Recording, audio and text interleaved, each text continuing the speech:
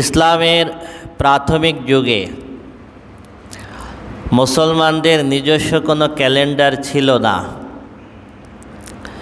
তখন বিভিন্ন ঘটনার সঙ্গে মিলিয়ে ঘটনা বর্ণনা করা হতো। যে বছর এই ঘটনা ঘটেছে সেই বছর আমি এই কাজটা করেছি, এইভাবে বিভিন্ন ঘটনার সঙ্গে মিলিয়ে বলা হতো।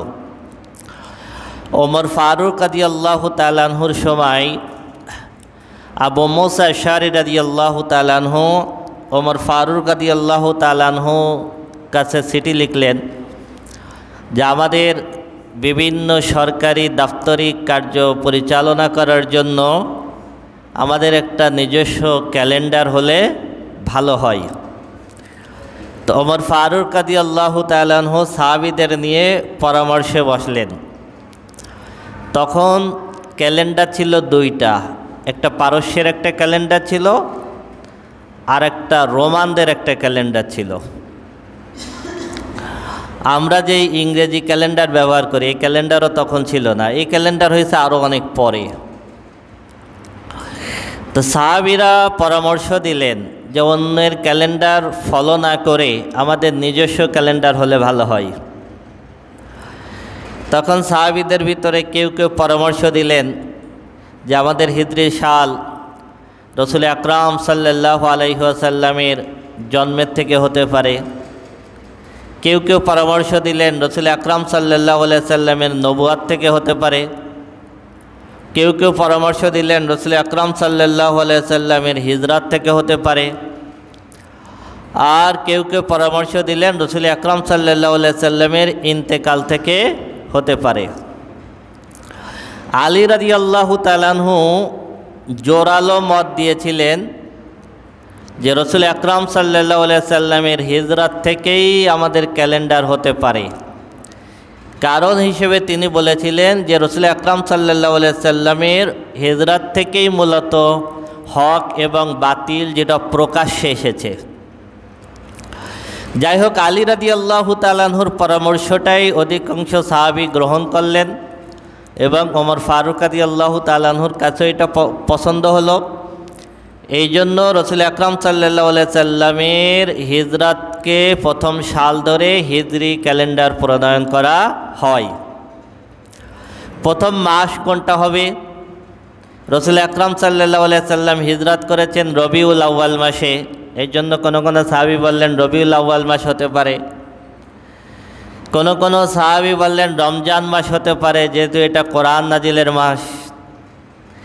তবে সব সাহাবীদের পরামর্শের ভিত্তিতে বছরের জুলহজ মাসে যেহেতু হজের কার্যক্রম হয়, হজের কার্যক্রমকে বছরের শেষ মাস ধরে মুহররমকে প্রথম মাস ধরে সাহাবীরা হিজরি ক্যালেন্ডার প্রণয়ন করলেন। যেহেতু এটা আমাদের মুসলমানদের ক্যালেন্ডার, এই ক্যালেন্ডারটা প্রণয়ন করেছেন সাহাবা আজমাইন রাদিয়াল্লাহু তাআলা আনহুম। এই জন্য আমাদের এই ক্যালেন্ডারটাকে সবচেয়ে বেশি গুরুত্ব দেওয়া উচিত। আমাদের বাংলা ক্যালেন্ডারটা হিজরি ক্যালেন্ডার থেকেই তৈরি হয়েছে। 963 হিজরি সাল থেকে সম্রাট আকবরের সময় আমির ফতুল্লাহ সিরাজিকে তিনি নির্দেশ দিলেন। তখন 963 থেকে আজকের দিন পর্যন্ত হিজরি ক্যালেন্ডার চলেছে চন্দ্র বৎসর অনুযায়ী, আর 963 বাংলা ক্যালেন্ডার চলেছে সৌর বৎসর অনুযায়ী। তাই 963 থেকে আজকের এই 1447 এই 500 বছরে চন্দ্র বৎসর আর সৌর বৎসর এর ডিফারেন্স হলো 100 বছরের 3 বছরের ডিফারেন্স, 500 বছরে 15 বছরের ডিফারেন্স। এই জন্য এখন বাংলা 1432 আর হিজরি হলো 1447। তার মানে 963 পর্যন্ত বাংলার হিজরি ক্যালেন্ডার একই। 963 থেকে একটা চলেছে চন্দ্র বৎসর অনুযায়ী, একটা চলেছে সৌর বৎসর অনুযায়ী। আর আমরা জীবনের সব ক্ষেত্রে যেই ক্যালেন্ডারটা ফলো করি এটা আমরা বলি ইংরেজি ক্যালেন্ডার, কিন্তু এটা অ্যাকচুয়ালি ক্রিশ্চিয়ান ক্যালেন্ডার, মানে খ্রিস্টানদের নিজস্ব ক্যালেন্ডার। খ্রিস্টানদের অষ্টম পোপ গ্রেগরি তার সময় এই ক্যালেন্ডারটা প্রণয়ন করা হয়। এই জন্য এই ক্যালেন্ডারের আর একটা নাম হলো গ্রেগরিয়ান ক্যালেন্ডার। গ্রেগরিয়ান ক্যালেন্ডার যিশুকে ঈশ্বর মানার ভিত্তিতেই মূলত এই ক্যালেন্ডারটা প্রণয়ন করা হয়। কিন্তু দুঃখজনক হলো সত্য, ইচ্ছাই হোক অনিচ্ছাই হোক যেভাবে হোক আমরা জীবনের সব ক্ষেত্রে এখন কি ইংরেজি ক্যালেন্ডার ফলো করতেছি, অথচ আমাদের মুসলমানের সব কিছু হওয়া উচিত ছিল আরবি ক্যালেন্ডার অনুযায়ী, হিজরি ক্যালেন্ডার অনুযায়ী, অথবা আমাদের দেশের কার্যক্রমগুলো হতে পারত বাংলা ক্যালেন্ডার অনুযায়ী। আল্লাহ রাব্বুল আলামিন আমাদের উপলব্ধি করার তৌফিক দিন, আমিন। এবার আছেন আশুরা। আশুরা শব্দের অর্থ হলো দশম। আশুরা শব্দের অর্থ হলো দশম। যেহেতু আশুরা মুহররমের 10 তারিখ, এই জন্য এটাকে বলা হয় আশুরা। মুহররম একটা গুরুত্বপূর্ণ মাস। আরবিতে 4টে মাসকে বলা হয় হারাম মাস। কয়টা মাসকে? 4টে মাস। এক হলো জুলকদ, জুলহজ, মুহররম এবং রজব। হারাম শব্দের অর্থ হলো সম্মানিত। হারাম শব্দের অর্থ কি? সম্মানিত। আবার হারাম শব্দের আর একটা অর্থ হলো নিষিদ্ধ। আর হারাম মাস বলতে কি বলা হয়? সম্মানিত। তা আরবিতে 4টে মাসকে বলা হয় সম্মানিত মাস, জুলকদ, জুলহজ, মুহররম এবং রজব। তার মানে আইয়ামে জাহেলে যে যুগের মানুষও এই 4টে মাসকে সম্মান করত।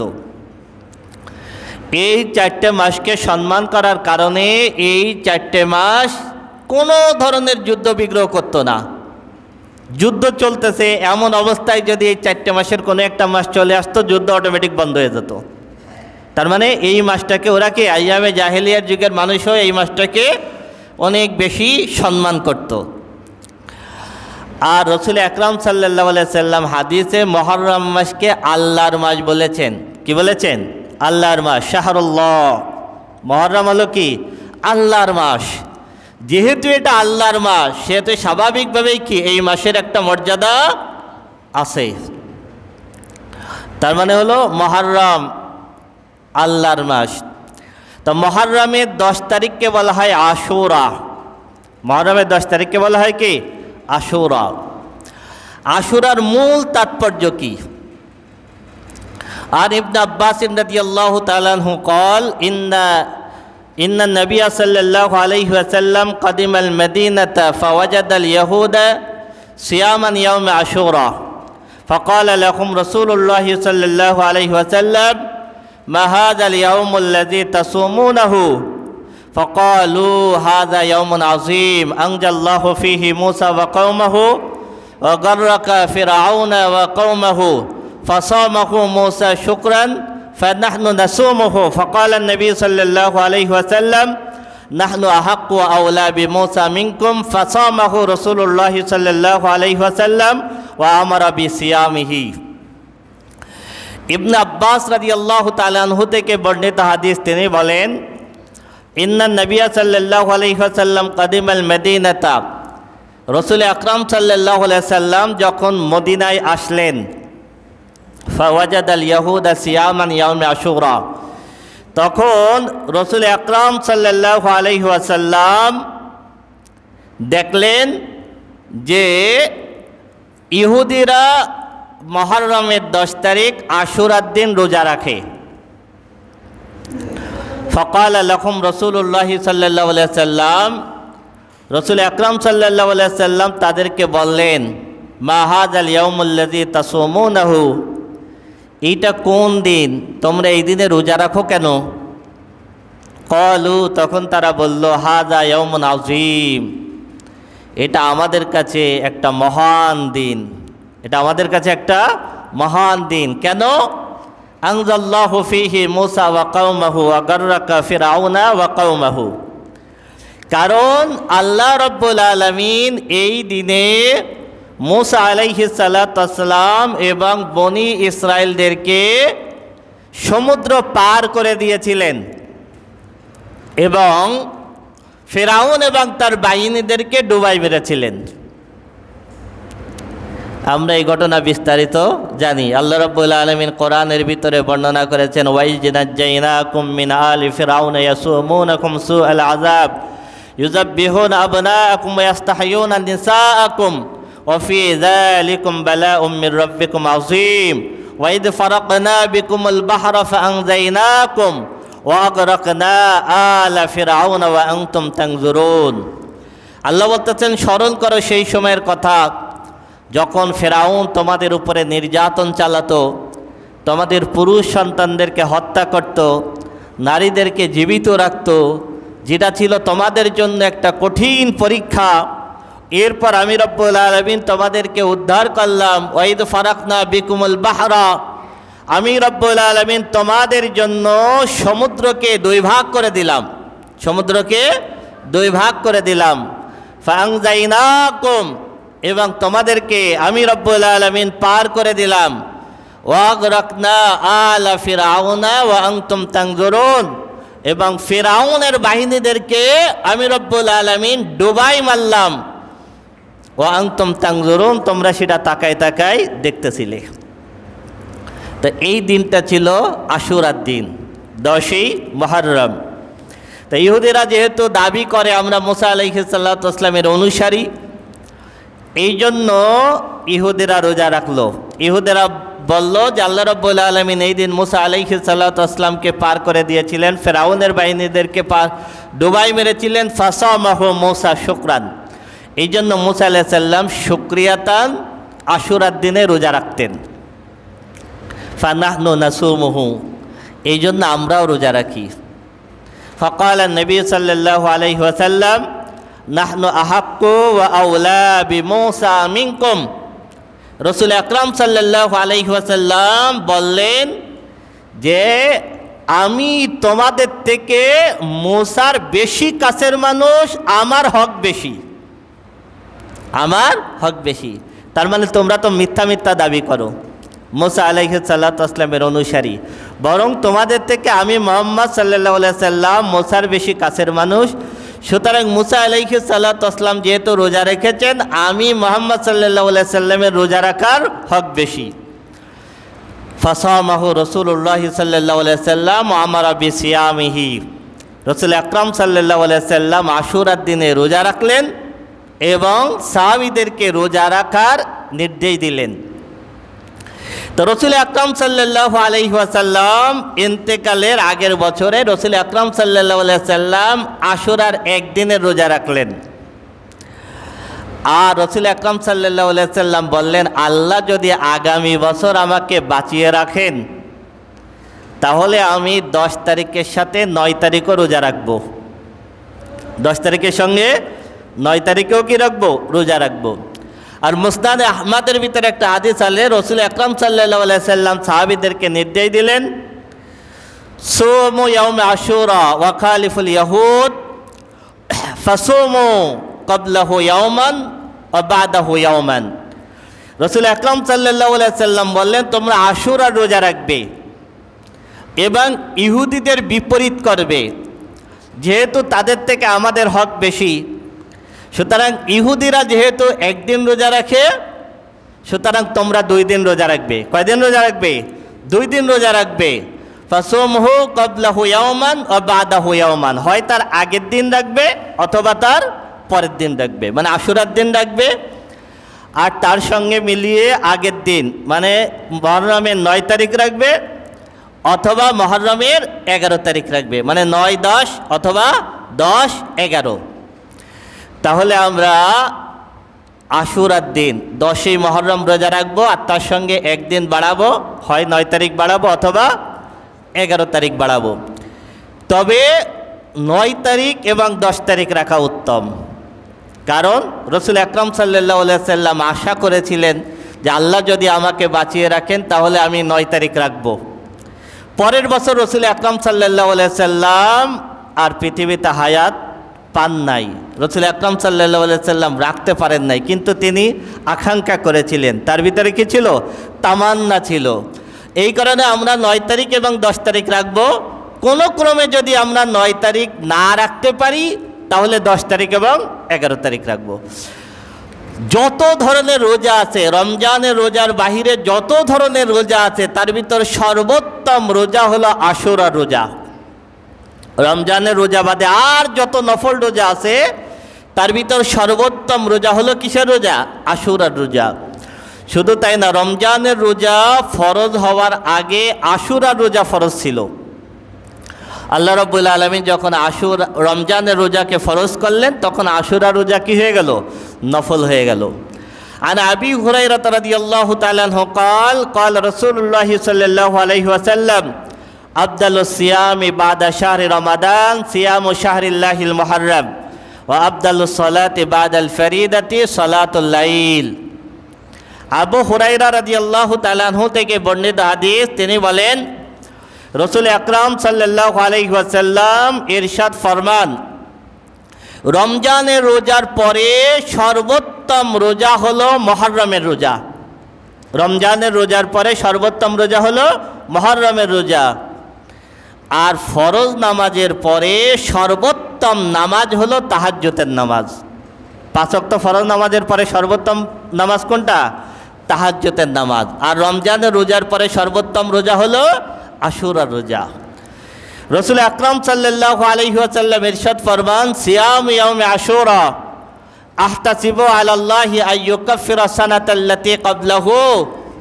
রাসূল আকরাম সাল্লাল্লাহু আলাইহি ওয়াসাল্লাম ইরশাদ ফরমান, যদি কোনো ব্যক্তি আশুরায় রোজা রাখে, যদি কোনো ব্যক্তি আশুরায় রোজা রাখে, তাহলে আশা করা যায় আল্লাহ রাব্বুল আলামিন তার পিছনের 1 বছরের গুনাহকে মাফ করে দেবেন।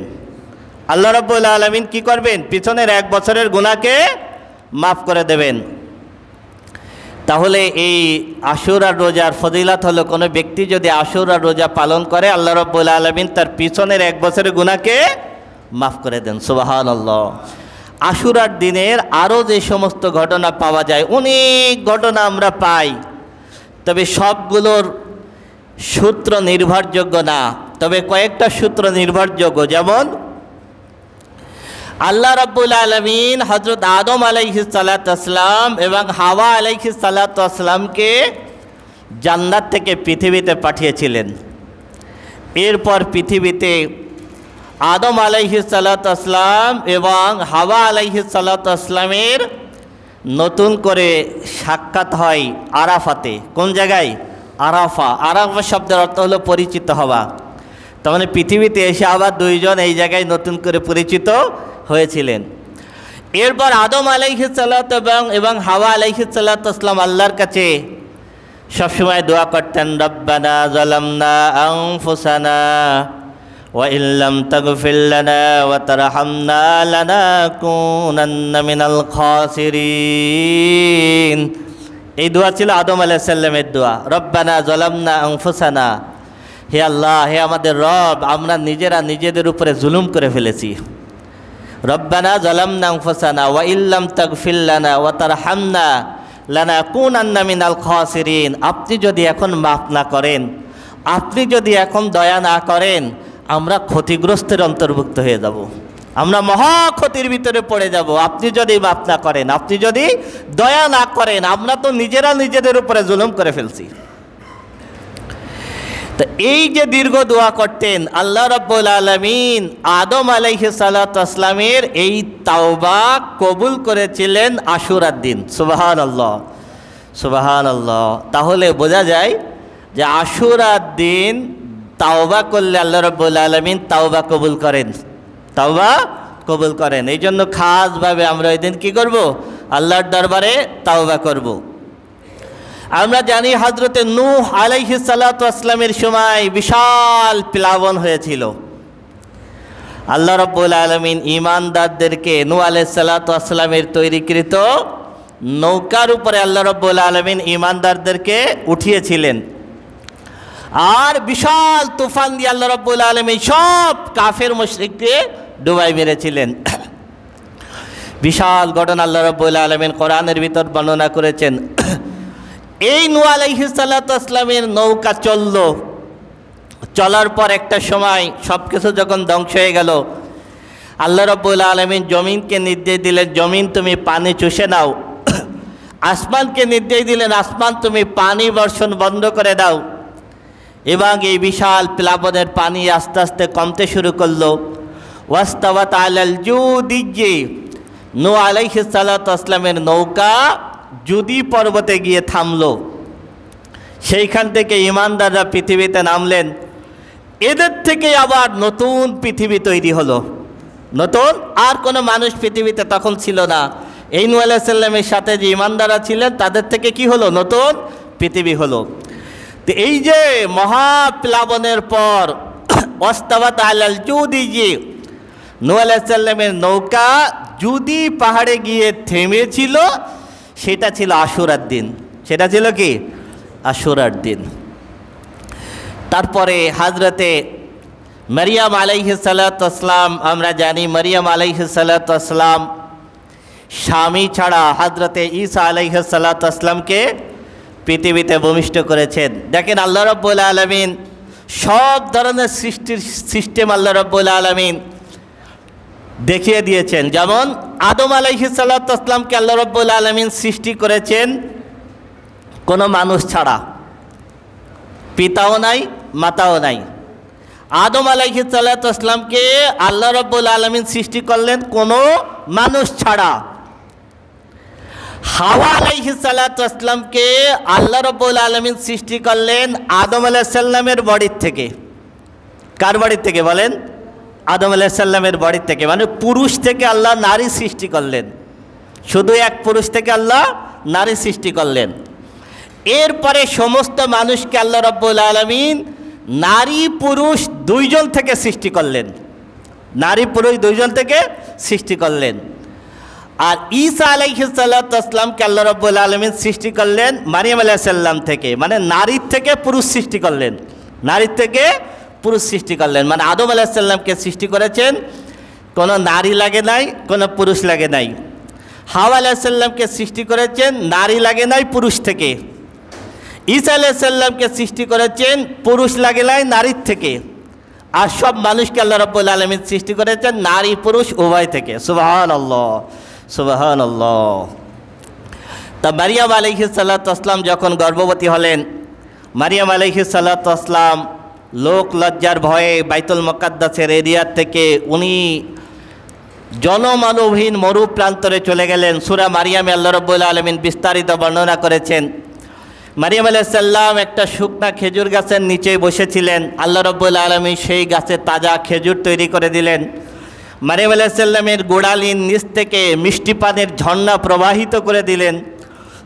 এরপরে জনমানবহীন মরু প্রান্তরে কোনো মানুষ নাই, খেজুর গাছের নিচে মারিয়াম আলাইহিস সালাম ঈসা আলাইহিস সালামকে ভূমিষ্ঠ করেছিলেন। তা ঈসা আলাইহিস সালাতু ওয়াসসালামকে মারিয়াম আলাইহিস সালাম এই পৃথিবীতে ভূমিষ্ঠ করেছিলেন, সেটাও ছিল আশুরার দিন। সুবহানাল্লাহ, সুবহানাল্লাহ। তো এই আশুরার দিন অনেক বরকতপূর্ণ। মুসা আলাইহিস সালাম এবং বনি ইসরাইলকে আল্লাহ সমুদ্র পার করেছেন। এই দিন আল্লাহ রাব্বুল আলামিন আদম আলাইহিস সালামের তাওবা কবুল করেছেন। এই দিন নূহ আলাইহিস সালামের নৌকা জুদি পর্বতে গিয়ে থেমেছে। এই দিন হযরত ঈসা আলাইহিস সালাতু ওয়াসসালাম পৃথিবীর বুকে ভূমিষ্ঠ হয়েছেন। তা আশুরার মূল ইবাদত হলো রোজা। মূল ইবাদত হলো কি? রোজা। এর পাশাপাশি আরেকটা হাদিস পাওয়া যায়, যদিও সেটা সনদ অনেক বেশি শক্তিশালী না, তবে আমলযোগ্য। সেটা হলো রাসূল আকরাম সাল্লাল্লাহু আলাইহি ওয়াসাল্লাম ইরশাদ ফরমান, মান ওয়াসা আলা ইয়ালিহি ওয়া আহলিহি ইয়াউম আশুরা ওয়াসা আল্লাহু আলাইহি সাইরা সানাতিহি। যেই ব্যক্তি আশুরার দিনে তার পরিবার পরিজনের জন্য রিজিককে প্রশস্ত করে, আল্লাহ রাব্বুল আলামিন গোটা বছর ওই ব্যক্তি রিজিককে প্রশস্ত করে দেন। সুবহানাল্লাহ। তাহলে আমরা আশুরার দিনে পরিবার পরিজনের জন্য একটু ভালো খাবার দাবার রান্না করব। আমরা পরিবারের জন্য কি করব? একটু খরচ করব। তাহলে আল্লাহ রাব্বুল আলামিন পুরা বছর বরকত দেবেন কে? আল্লাহ। এবার আসুন কারবালা। কারবালার কারণে কিন্তু আশুরা না, কারবালার কারণে আশুরা না। আমাদের অনেকের ভিতরে মূলত এইটাই ধারণা আছে যে আশুরা মনে হয় কারবালার জন্য। না, কারণ রাসূল আকরাম সাল্লাল্লাহু আলাইহি ওয়াসাল্লাম যখন আশুরা পালন করেছেন, রাসূল আকরাম সাল্লাল্লাহু আলাইহি ওয়াসাল্লাম যখন আশুরা রোজা রেখেছেন, রসুল আকরাম সাল্লাল্লাহু আলাইহি সাল্লাম যখন আশুরায় সাহাবীদেরকে রোজা রাখার নির্দেশ দিয়েছেন, তখন কারবালার ঘটনাই ঘটে নাই। তখন কি কারবালার ঘটনা ঘটছে? না। কারবালার ঘটনা তো রসুল আকরাম সাল্লাল্লাহু আলাইহি সাল্লামের নাতে ইমাম হোসাইন রাদিয়াল্লাহু তাআলা আনহু কারবালার প্রান্তরে শহীদ হলেন। রসুল আকরাম সাল্লাল্লাহু আলাইহি সাল্লাম আশুরা পালন করেছেন তার অনেক পরে এসে। কারবালার ঘটনা অবশ্যই আমরা বর্ণনা করব, তবে কারবালার ঘটনাটা এই আশুরার দিনে ঘটেছে, আশুরার তারিখে ঘটেছে। তবে কারবালার থেকে আশুরা না, বরং কারবালারও আগের থেকে আশুরা। এবং তার কারণ আমি বর্ণনা করেছি, আল্লাহ রাব্বুল আলামিন মুসা আলাইহিস সালাম এবং বনী ইসরাইলদেরকে পার করে দিয়েছিলেন। এইটার জন্য শুকরিয়া তান মুসা আলাইহিস সালাম রোজা রেখেছিলেন। এই কারণে রাসূল আকরাম সাল্লাল্লাহু আলাইহি ওয়াসাল্লাম রোজা রাখলেন, সাহাবীদেরকে রোজা রাখার নির্দেশ দিলেন। কারবালার কারণে আশুরা না, এই কথাটা এই জন্য বলছি যে কারবালাকে উপজীব্য করে আশুরা পালন করতে গিয়ে অনেকগুলো সংস্কৃতি আবিষ্কার হয়েছে যেটার সঙ্গে ইসলামের কোনো সম্পর্ক নাই। যেমন মাতম করা, হাই হুসাইন তাই না, শরীর থেকে রক্ত ঝরানো, এইটার সাথে ইসলামের কোনো সম্পর্ক নাই। ইমাম হুসাইন রাদিয়াল্লাহু তাআলা আনহুর কফিন তৈরি করে তাজিয়া মিছিল বের করা, এইটার সাথে ইসলামের কোনো সম্পর্ক নাই, এগুলো শিয়াদের তৈরি। তাহলে আশুরার সাথে, আশুরা হলো মূলত রোজা রাখা। এবার আসুন কারবালার ঘটনা। আমরা আমাদের দেশে অধিকাংশ মানুষ আসলে কারবালা আমরা শিখেছি বিষাদ সিন্ধু পড়ে। আমিও ছোটবেলা একসময় বিষাদ সিন্ধু পড়তাম, কিন্তু এই বিষাদ সিন্ধুর আসলে 70% হলো মিথ্যা কথা। কারণ মীর মোশাররফ হোসেন বিষাদ সিন্ধু কোনো ইতিহাস লেখেননি, তিনি একটা উপন্যাস লিখেছেন। কি লিখেছেন? উপন্যাস লিখেছেন। সুতরাং একজন রাইটার উপন্যাস লিখতে গিয়ে রং চং লাগিয়ে যা যা লেখার মীর মোশাররফ হোসেনও তাই করেছেন। কিন্তু দুর্ভাগ্যজনক হলো সত্য, আমরা বিষাদ সিন্ধুর উপন্যাসকে অনেকে ইতিহাসের কিতাব হিসেবে মনে করেছি। এই কারবালার ঘটনায় ইয়াজিদের মারাত্মক কিছু অপরাধ আছে। তবে একটা বিষয় খেয়াল রাখতে হবে, ইয়াজিদের দোষকে ধরে আমরা অনেকে মুআবিয়া রাদিয়াল্লাহু তাআলা আনহুকে দোষারোপ করি, যেটা একজন মুসলমান হিসেবে কোনো অবস্থাতেই কাম্য না। ছেলের অপরাধের জন্য তো পিতাকে অপরাধী বলা যায় না। নূহ আলাইহিস সালামের সন্তান কাফির ছিল, প্লাবনের ভিতরে ধ্বংস হয়েছেন, তার জন্য তো নূহ আলাইহিস সালামকে অপরাধী বলা যায় না। লূত আলাইহিস সালামের স্ত্রীকে আল্লাহ ধ্বংস করে দিয়েছেন, তার জন্য তো লূত আলাইহিস সালামের দোষ দেওয়া যায় না। ইব্রাহিম আলাইহিস সালামের পিতা কাফের ছিল, তার জন্য তো ইব্রাহিম আলাইহিস সালামকে দোষ দেওয়া যায় না। আসিয়ার স্বামী ফেরাউন ছিল, তার জন্য তো আসিয়াকে দোষ দেওয়া যায় না। সুতরাং সাহাবীদের ব্যাপারে আমাদের ধারণাটা স্বচ্ছ থাকতে হবে। মুআবিয়া রাদিয়াল্লাহু তাআলা আনহু অনেক উঁচু পর্যায়ের একজন সাহাবী, অনেক উঁচু পর্যায়ের একজন সাহাবী। মুআবিয়া রাদিয়াল্লাহু তাআলা আনহু একজন কাতেবে ওহী। রাসূল আকরাম সাল্লাল্লাহু আলাইহি সাল্লাম সাহাবীদের ব্যাপারে বলেছেন, আসহাবি কান্নুজুম আইয়ুহুম ইক্তাদাইতুম ইহতাদাইতুম। আমার প্রত্যেকটা সাহাবী হলো নক্ষত্রের মতো। আইয়ুহুম ইক্তাদাইতুম ইহতাদাইতুম, তাদের একজনকেও যদি তোমরা অনুসরণ করো তোমরা হিদায়াত পেয়ে যাবে। সুবহানাল্লাহ, সুবহানাল্লাহ। আসহাবি কান্নুজুম। এরপর রাসূল আকরাম সাল্লাল্লাহু আলাইহি ওয়াসাল্লাম বলেছেন, মান সাব্বা আসহাবি ফালাইহি লানাতুল্লাহি ওয়াল মালাইকাতি ওয়ান নাসি আজমাইন। রাসূল আকরাম সাল্লাল্লাহু আলাইহি ওয়াসাল্লাম বলেন, যে আমার সাহাবীদের সমালোচনা করে তার উপরে আল্লাহর অভিশাপ, তার উপরে ফেরেশতাদের অভিশাপ, তার উপরে সমস্ত মানুষের অভিশাপ, বলেছেন মুহাম্মদ রাসূলুল্লাহ সাল্লাল্লাহু আলাইহি ওয়াসাল্লাম। মুআবিয়া রাদিয়াল্লাহু তাআলা আনহু কাতেবে ওহী, তিনি ওহী লিখতেন।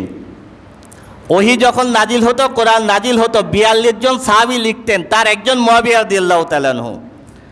আপনি যদি বলেন মুআবিয়া রাদিয়াল্লাহু তাআলা আনহু খারাপ ছিল না, নাউযুবিল্লাহ, সরাসরি কোরআনের ভিতরে প্রশ্ন ঢোকে, কারণ তিনি কোরআন লিখতেন, তিনি কোরআন লিখতেন। ওমর ফারুক রাদিয়াল্লাহু তাআলা আনহু বলেন, রাসূল আকরাম সাল্লাল্লাহু আলাইহি সাল্লাম মুআবিয়া রাদিয়াল্লাহু তাআলা আনহুর জন্য দোয়া করতেন, আল্লাহুম্মা জাআলহু হাদিয়াম মাহদিয়া ওয়াহদি বিহি। আল্লাহ তুমি মুআবিয়ার অন্তরকে হৃদায়তে পরিপূর্ণ করে দাও, আল্লাহ তুমি তাকে মাহদী বানাই দাও, তার মাধ্যমে আল্লাহ তুমি মানুষকে হৃদায়ত দাও।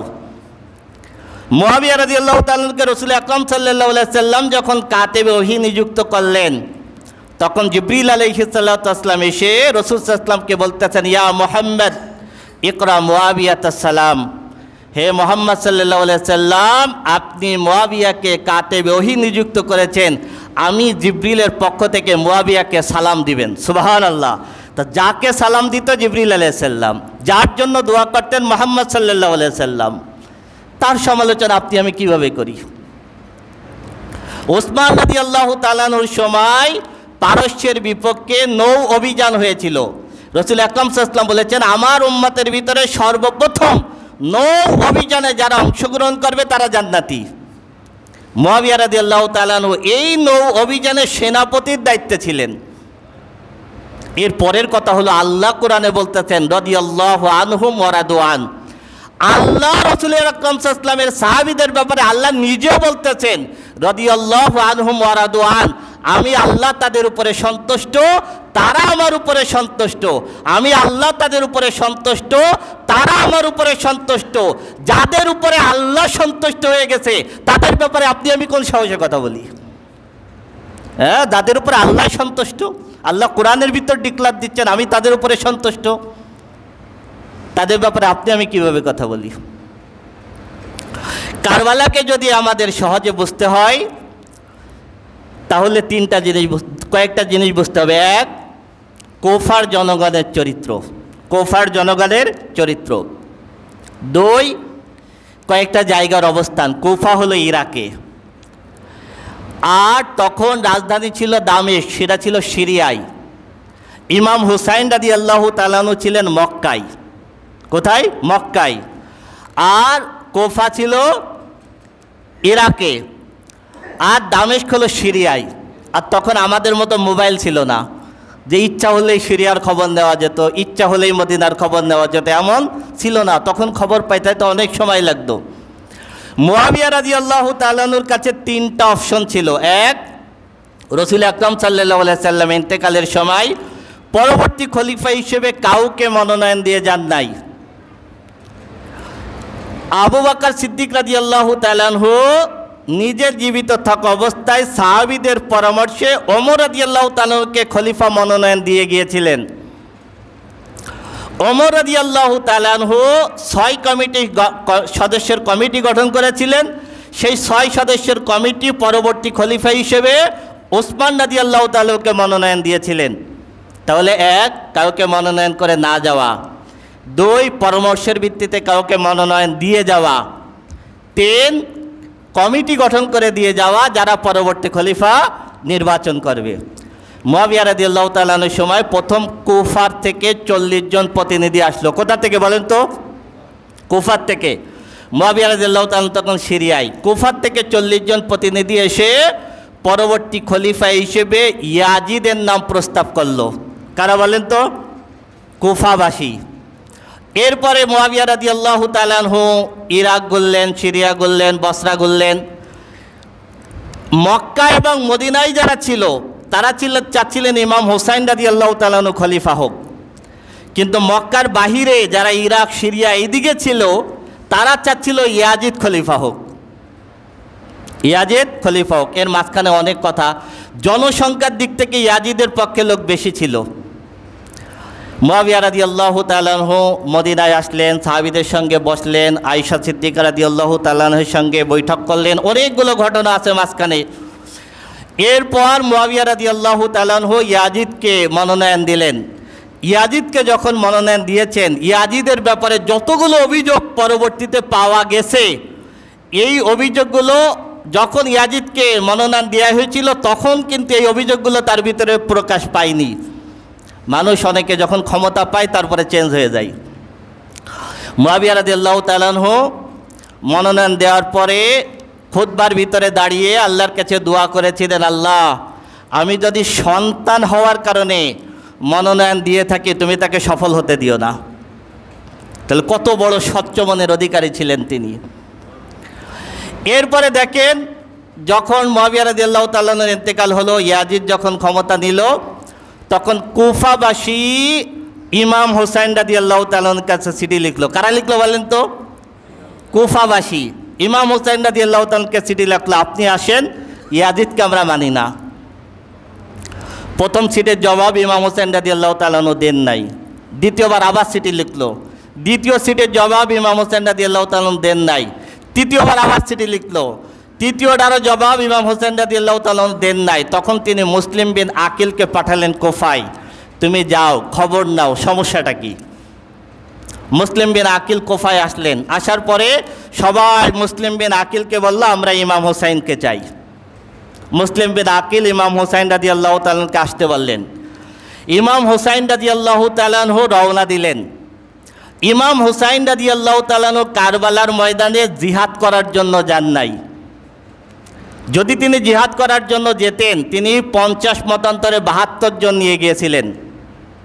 অনেক সাহাবী নিষেধ করেছিলেন, আপনি যদি কুফায় যান কুফার জনগণ আপনার পিছন থেকে সরে যাবে, কারণ তারা মুনাফিক। ইমাম হুসাইন রাদিয়াল্লাহু তাআলা আনহু চাচ্ছিলেন আমি যাব, তাদের কথা শুনবো, ইয়াজিদের সঙ্গে বসবো, বসে আমি এর একটা সমাধান করব। 50 মতান্তরে 72 জনকে নিয়ে গিয়েছিলেন, তার ভিতর 19 জন ছিল পরিবারের সদস্য, তার ভিতর মহিলা ছিল, দুগ্ধপোষ্য শিশু ছিল। আপনি বলেন তো, আপনি বিবেক থেকে বলেন, 50 জন, 72 জন, 19 জন পরিবারের সদস্য, নারী এবং দুগ্ধপোষ্য শিশু নিয়ে কেউ যুদ্ধ করতে যায় না। ইমাম হুসাইন রাদিয়াল্লাহু তাআলা আনহু যখন রওনা দিলেন, এই কুফাবাসী আবার ইয়াজিদের কাছে চিঠি লিখলো। কার কাছে চিঠি লিখলো বলেন? ইয়াজিদের কাছে চিঠি লিখলো। ইমাম হুসাইন আসতেছে, নোমান বিন বশির ছিল তখন কুফার গভর্নর, আপনি নোমান বিন বশির নরম মানুষ, আপনি নোমান বিন বশিরকে চেঞ্জ করে দেন। এই সময় ইয়াজিদ মারাত্মক কয়টা অপরাধ যুক্ত কয়টা মারাত্মক ভুল ডিসিশন নিল। এক, কুফার গভর্নর চেঞ্জ করে দিল, এটা ছিল তার অপরাধ। কুফার গভর্নর চেঞ্জ করে দিয়ে উবাইদুল্লাহ বিন জিয়াদকে দিল। দ্বিতীয় অপরাধ, ইয়াজিদ উবাইদুল্লাহ বিন জিয়াদকে বলে দিল ইমাম হুসাইন যেন কুফায় ঢুকতে না পারে। 3 নম্বর অপরাধ, যদি ইমাম হুসাইন কুফায় ঢুকে তাকে গ্রেফতার করবা। ইমাম হুসাইন রাদিয়াল্লাহু তাআলা আনহু আসতেছেন একটা ভালো সমাধানের জন্য, একটা ভালো মানসিকতা নিয়ে। তুমি গভর্নর চেঞ্জ করে দিলে, তুমি তাকে কুফায় ঢুকতে বাধা দিলে, তুমি তাকে গ্রেফতারের নির্দেশ দিলে। ইমাম হুসাইন রাদিয়াল্লাহু তাআলা আনহু সালাবিয়া এসে সংবাদ পেলেন, এর ভিতরে মুসলিম বিন আকিলকে উবাইদুল্লাহ বিন জিয়াদ মেরে ফেলল। ইমাম হুসাইন রাদিয়াল্লাহু তাআলা আনহু তখন সালাবিয়া থেকে কাদিসিয়ার পথ ধরলেন। কাদিসিয়ার পথ ধরলে যখন কারবালার প্রান্তরে আসলেন, উবাইদুল্লাহ বিন জিয়াদ 4000 সৈন্য পাঠালো। কত সৈন্য? 4000 সৈন্য পাঠালো। সব থেকে জঘন্যতম কাজ করেছে উবাইদুল্লাহ বিন জিয়াদ। ইয়াজিদের ইমাম হুসাইন রাদিয়াল্লাহু তাআলা আনহুকে শহীদ করার অর্ডার ছিল না, গ্রেফতার করার অর্ডার ছিল, কিন্তু আগ বাড়িয়ে এই শয়তানরা ইমাম হুসাইন রাদিয়াল্লাহু তাআলা আনহুকে শহীদ করার জন্য 4000 সৈন্য পাঠালো। আমরা শুনেছি সীমার, আসলে সীমার নাম হলো সমর। ইতিহাসের নাম কি? সমর। সিনান নাকলি আর খাউলি, এই 3 জনের নেতৃত্বে তারা কারবালার প্রান্তরে এসে ইমাম হুসাইন রাদিয়াল্লাহু তাআলা আনহুকে ঘিরে ফেলল। ইমাম হুসাইন রাদিয়াল্লাহু তাআলা আনহু তখন কিছু কথা বলেছিলেন, হে কুফার মানুষ, আমি তো স্বেচ্ছায় আসিনি, তোমরা আমাকে দাওয়াত করে এনেছো, তোমরা অমুক আমার কাছে চিঠি লিখেছো, 3টা প্রস্তাব দিয়েছিলেন, তোমরা যদি না চাও তাহলে আমি মদিনায় ফিরে যাই, অথবা আমাকে ইয়াজিদের কাছে নিয়ে যাও, আমি ইয়াজিদের সাথে বসে সমাধান করি, অথবা আমাকে ছেড়ে দাও, আমি কোনো সীমান্ত এলাকায় গিয়ে অমুসলিমদের সঙ্গে যুদ্ধ করি, অথবা অমুসলিমদেরকে দাওয়াত দিই। তারা শুনল না, ফোরাত নদীর পানি বন্ধ করে দিল। ইমাম হুসাইন রাদিয়াল্লাহু তাআলা আনহুকে তারা আঘাত করতে চাইল। তখন ইমাম হুসাইন রাদিয়াল্লাহু তাআলা আনহু বলেছিলেন, আমার গায়ে আঘাত করার আগে আমার ব্যাপারে একটু চিন্তা করো, আমি কে? আমার নানা মোহাম্মদ রসুল্লাহ সাল্লাল্লাহু আলাইহি সাল্লাম, আমার পিতা শেরে আলী, আলী রাদিয়াল্লাহু তাআলা ইসলামের চতুর্থ খলিফা, রসুল আকরাম সাল্লাল্লাহু আলাইহি সাল্লামের জামাতা। আমার গায়ে আঘাত করার আগে রসুল ইসলামের হাদিস স্মরণ করো। রসুল আকরাম সাল্লাল্লাহু আলাইহি সাল্লাম বলেছেন, জান্নাতি বালকদের সর্দার হবে ইমাম হোসাইন। আল্লাহু আকবার। তারপরও মুনাফিকরা শোনে নাই। এই সমর প্রথম আঘাত করলো, সিনার নাকি ইমাম হোসাইন রাদিয়াল্লাহু তাআলা আনহুর গর্দানে আঘাত করে মাথাকে আলাদা করে ফেলল। ইমাম হোসাইন রাদিয়াল্লাহু তাআলা আনহু শহীদ হয়ে গেলেন। ইন্না লিল্লাহি ওয়া ইন্না ইলাইহি রাজিউন। তাহলে মূল কথা হলো, এই ইসলামের একেবারে শুরুর যুগ থেকে আজকের দিন পর্যন্ত, কিয়ামত পর্যন্ত যুগে যুগে মুনাফিক থাকবে, যুগে যুগে মুনাফিকরা থাকবে। কাফের মুশরিকরা ইসলামের যত না ক্ষতি করবে, তার থেকে বেশি ক্ষতি করেছে মুনাফিকরা, বেশি ক্ষতি করবে মুনাফিকরা, ইসলামের ভিতরে থাকা মুনাফিকরা। এই জন্য আল্লাহ বলেছেন, ইন্নাল মুনাফিকিনা ফিদ দারকিল আসফালি মিনান নার। মুনাফিকরা থাকবে জাহান্নামের অতল গহ্বরে, সব থেকে নিচেই থাকবে মুনাফিকরা। ওয়াতাসিমু বিহাবলিল্লাহি জামিয়া। মুনাফিকদের ষড়যন্ত্র থাকবে। আল্লাহ বলেছেন, সর্ব অবস্থায় আল্লাহর রজ্জুকে তোমরা ধরে এক থাকবে। জঙ্গে জামালের যুদ্ধ গড়িয়েছে মুনাফিকরা, উসমান রাদিয়াল্লাহু তাআলা আনহুকে শহীদ করেছে মুনাফিকরা, সিফফিনের যুদ্ধ গড়িয়েছে মুনাফিকরা, এরপরে আলী রাদিয়াল্লাহু তাআলা আনহুকে শহীদ করেছে মুনাফিকরা, কুফায় ইমাম হোসাইন রাদিয়াল্লাহু তাআলা আনহুকে শহীদ করেছে মুনাফিকরা। আল্লাহ রাব্বুল আলামিন আমাদের উপলব্ধি করার তৌফিক দেন। আমিন। ওয়া আখিরু দাওয়ানা আলহামদুলিল্লাহি রাব্বিল আলামিন।